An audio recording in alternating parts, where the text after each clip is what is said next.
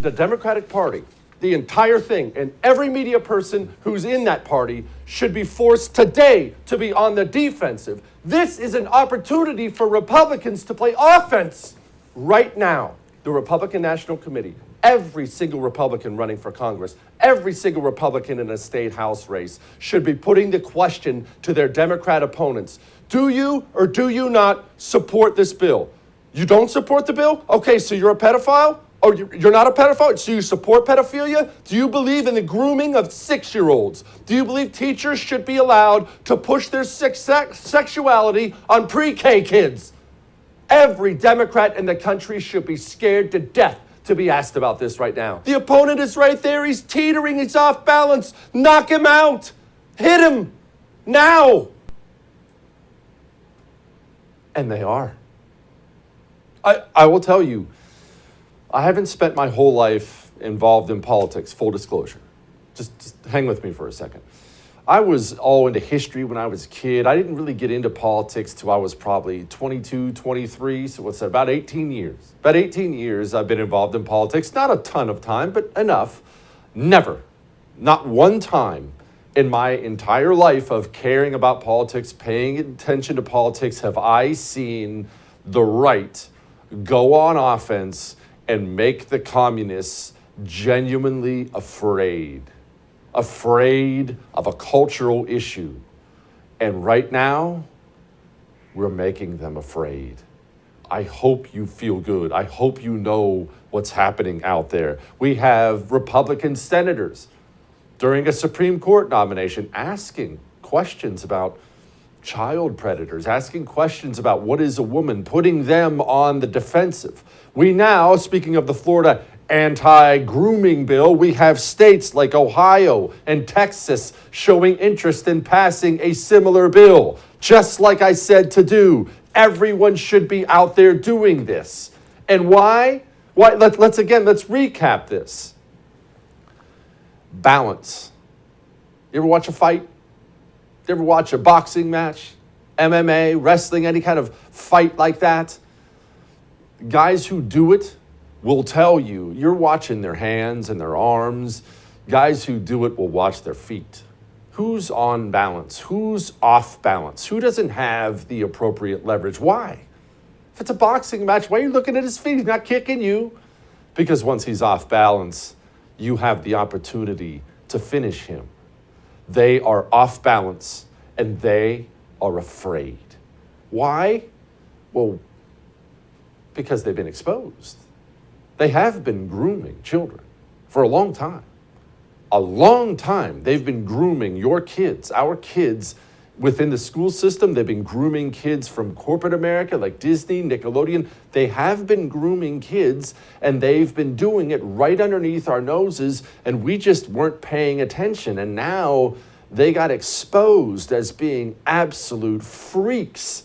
And not only did they get exposed, not only are they afraid, the public is with you and with me. This is an issue even Democrat parents don't want their 6-year-olds being talked to about sex in kindergarten. How scared are they? Well, here's MSNBC. I want everyone to focus on what she is accusing people of here. There it is. She said the quiet part loud. If you don't agree with the bill, you are actively cultivating young children to sexually abuse them.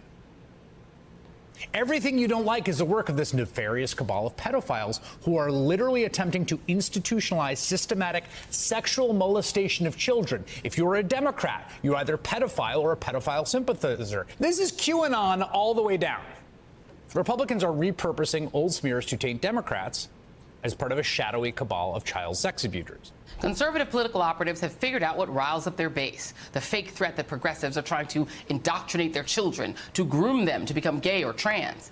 These terms, indoctrination, grooming, predator, accusing innocent people of being pedophiles or being soft on pedophiles, it is all so a very specific trigger for a group that is sinking its teeth into our political discourse. Folks like Marjorie Taylor Greene know that. There's a reason her pro-pedophile tweet is the attack du jour. It's a bat signal to QAnon. They're scared. It wasn't just Joy Ann Reid. It wasn't just Chris Hayes. CNN, Washington Post, National Interest, Vice News, outlet after outlet after outlet after outlet. They're all out within the course of 24 hours complaining. They're calling us groomers. They're calling us pedophiles. This is wrong. Why are they doing this? One, we're doing this because it's true. If you're an adult and you have a desire to speak to someone else's kindergartner about sex, you're a groomer.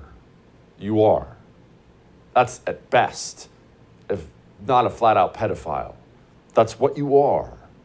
You are that. That's one. Two, why did we get them off balance? As I said before, I've never seen this before. I've never seen the right, especially on a cultural issue, get the communists off balance. They're always on the offense. We're always playing some version of defense. That's not true. Wait, guys, don't call me that. We're never on offense like this. They're never off balance, and they're certainly never afraid. So afraid they've had to mobilize the news outlets. How did we do that? Well, we learned. We learned from our enemy, as we should do. You see, for so long, there are so many losers on the right who will say things like, we can't win by becoming them. Come on, pay attention to history books. Of course you take the tactics your enemy uses on you that are working and you use them back on him. Communists right now are very afraid of being called groomers and pedophiles. They think that's a bridge too far. Oh, it's a bridge too far? Maybe the right learned it from this. They want white supremacy by ventriloquist effect. There is a black mouth moving, but a white idea through the running on the runway of the tongue of a figure who justifies and legitimates the white supremacist practices. You have had others who have openly embraced white supremacy. I think the Republican Party is sort of this extremist, anti-science, nativist, embracing white supremacist, insurrectionist party at this point. White nationalists, anarchists, whatever in this country that are using mask mandates and a public health crisis to sort of wage chaos. Domestic terrorism from white supremacists is the most lethal terrorist threat in the homeland. What I know is the law, and what I know is what white people are willing to do to defend white supremacy. Like the roots of the anti-abortion movement, these bans are rooted in patriarchy and white supremacy. White supremacy, Nazis, white nationalists, white supremacy. 4 years of labeling their political opponents with terrible labels that cause the other side to feel as if they're in some kind of a war. And now you're upset we're doing the same thing. Oh, we've only just begun. And allow me to say one other thing before I move on to what they are actually doing. Don't listen to the people on the right telling you to slow down. Maybe you even have a little voice inside your head saying, I don't like this. Maybe we should slow down. It's too much. No. That is the loser mentality that has killed us forever. That is the 1980s movie mentality where the guy is down. Let's extend a hand and help him up. When your enemy is down, you finish him. Press harder than you've ever pressed right now. I have never seen them so afraid. They are afraid for a reason. They were going to take a beating in November already. With this kind of stuff, if we keep our foot on the gas, it might be worse than anything we've ever seen. Don't miss Jesse Kelly Breaks History, The Forgotten Genocide, the first episode of a new series available now exclusively for First TV supporters. Visit the First TV app or thefirsttv.com to subscribe and start watching today.